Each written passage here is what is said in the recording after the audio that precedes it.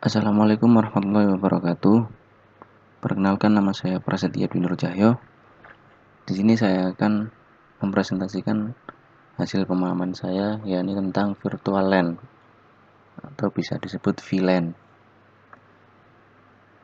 Apa itu VLAN? Virtual LAN atau yang bisa disebut VLAN adalah sebuah model jaringan yang membagi satu broadcast domain menjadi beberapa broadcast domain, tapi tetap lewat perangkat penghubung yang sama. Sehingga dalam satu switch bisa saja terdiri dari beberapa network host yang berbeda. VLAN yang menggunakan switch untuk menghubungkan tiap interface secara virtual sebagai pengembangan dari sistem jaringan yang ada secara keseluruhan. VLAN juga memungkinkan penggabungan jaringan yang terpisah lokasi, namun seakan-akan terletak dalam satu domain yang sama. Sebuah virtual LAN merupakan fungsi logik dari sebuah switch. Fungsi logik ini mampu membagi jaringan LAN ke dalam beberapa jaringan virtual. Jaringan virtual ini tersambung ke dalam perangkat fisik yang sama. Implementasi VLAN dalam jaringan memudahkan seorang administrator dalam membagi jaringan logik grup-grup workstation secara fungsional dan fleksibel tanpa dibatasi oleh lokasi. Tujuan VLAN. Di sini ada 3 tujuan VLAN. Yang pertama yaitu untuk mengurangi terjadinya collision atau tabrakan data dan mempermudah memanajemen network dan security-nya. Yang kedua, meminimalisir kemungkinan terjadinya konflik IP yang terlalu banyak. Yang ketiga, mengurangi tingkat vulnerabilities atau kerentanan. Terminologi di dalam VLAN ada 5, yaitu yang pertama, VLAN data. VLAN data ini dikonfigurasi hanya untuk membawa data-data yang digunakan oleh user. Yang kedua ada VLAN default. Semua port switch pada awalnya menjadi anggota VLAN default. VLAN default untuk switch Cisco adalah VLAN 1. Nah, VLAN 1 ini tidak dapat diberi nama dan tidak dapat dihapus. Yang ketiga ada VLAN native.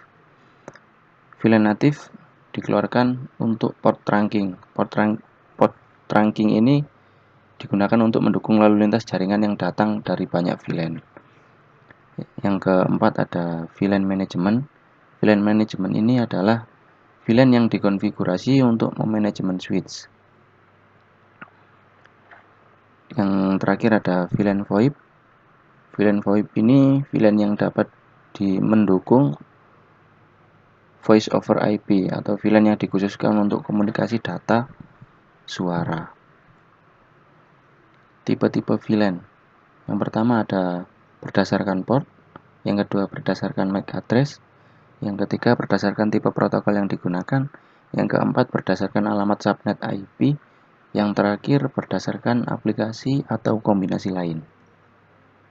Nah, di sini ada contoh topologi. Di sebelah kiri menggunakan sebelah kiri tanpa menggunakan VLAN, sebelah kanan menggunakan VLAN. Apa bedanya di sini? Di sebelah kiri ini tanpa menggunakan VLAN, yaitu dia untuk membagi sebuah domainnya membutuhkan switch terlalu banyak. Kalau sedangkan menggunakan VLAN, dia hanya membutuhkan satu switch untuk membagi ke usernya. Cara kerja VLAN. VLAN diklasifikasikan berdasarkan metode atau tipe yang digunakan untuk mengklasifikasikannya, baik itu menggunakan port, MAC address, dan sebagainya. Semua informasi yang mengandung penandaan atau pengalamatan suatu VLAN disimpan pada suatu database. Jika penandaannya berdasarkan port yang digunakan, maka database harus mengindikasi port-port yang digunakan VLAN. Untuk mengaturnya, maka biasanya digunakan switch yang bisa diatur. Switch inilah yang bertanggung jawab menyimpan semua informasi dan konfigurasi suatu VLAN dan dipastikan semua switch memiliki informasi yang sama. VLAN memiliki kemampuan untuk memberikan keuntungan tambahan dalam hal keamanan jaringan, tetapi tidak menyediakan penggunaan media atau data dalam suatu jaringan secara keseluruhan. Switch pada jaringan menciptakan batas-batas yang hanya dapat digunakan oleh komputer yang termasuk dalam VLAN tersebut. Hal ini mengakibatkan administrator dapat dengan mudah mensegmentasi pengguna, terutama dalam hal penggunaan media atau data yang bersifat rahasia atau sensitive information kepada seluruh pengguna jaringan yang tergabung secara fisik. Sekian dari saya. Wassalamualaikum warahmatullahi wabarakatuh.